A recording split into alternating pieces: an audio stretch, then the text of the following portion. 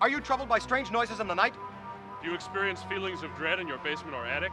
Have you or any of your family ever seen a spook, specter, or ghost? If the answer is yes, then don't wait another minute. Pick up your phone and call the professionals. Go Ghostbusters! Our courteous and efficient staff is on call 24 hours a day to serve all your supernatural elimination needs. We're ready to believe you!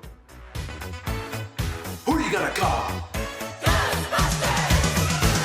If there's something strange in your neighborhood, Who are you gonna call?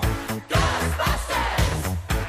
If there's something weird and it don't look good, What you gonna call? Ghostbusters!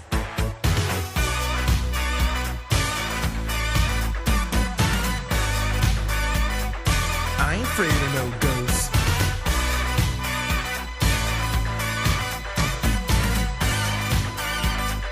I ain't afraid of no ghosts.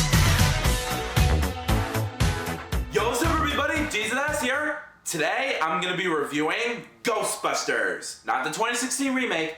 That's a review for another time. Anyways, after being kicked out of the university, parapsychology professor Spengler, played by the late Harold Ramis, Stanz, played by Dan Aykroyd, and Venkman, played by the all-star comedian Bill Murray, who decided to go into business for themselves by trapping and removing ghosts from haunted houses. After some initial skepticism, business is soon booming as the Ghostbusters rid New York of its undead. But when a downtown skyscraper becomes the focal point of spirit activity linked to ancient god Gozer, however, the problem may be more than the team can handle. Let me tell you something before I get started.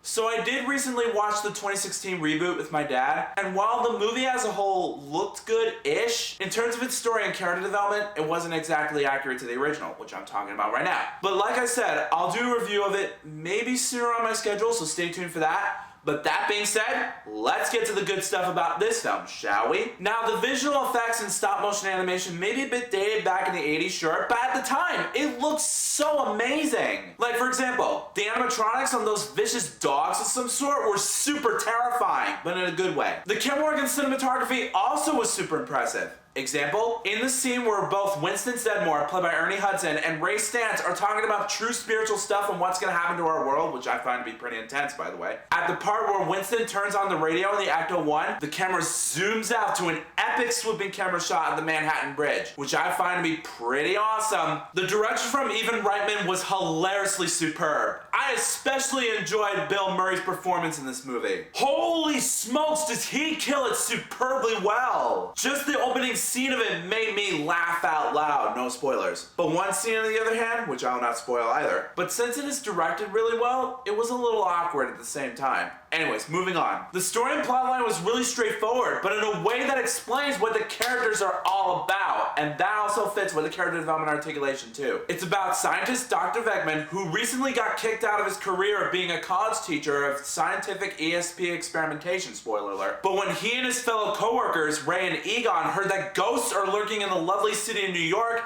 they attended a new job to exterminate those ghoulish fiends. Also, the comedic timings were super clever. Like I said, Bill Murray was born to do this. If he can play as a Ghostbuster, he can, but to the letter.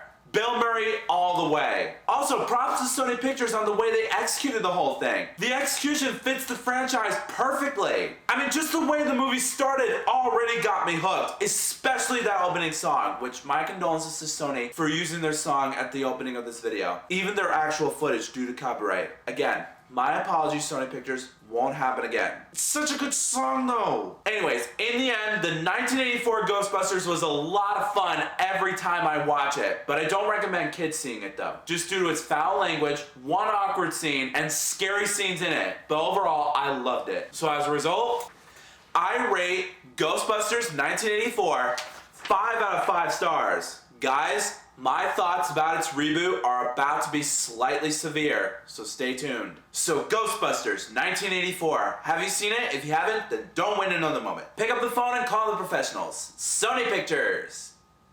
That was cheesy and dumb as heck. But if you have, come back and let me know in the comments what you thought about it. Let's get real here. But if you like this video and you want to see some more, make sure that like button shines in your face. That'll totally help me out a ton. Also, share that video with your family and friends and favorite it. Also, as you saw at the beginning of this video, click the lower third ad below my face. Remember, you don't have to do anything within the ad. All it takes is one click. That's it. That'll definitely show support for both my channel as well as my review. But until then, I'll see you next time.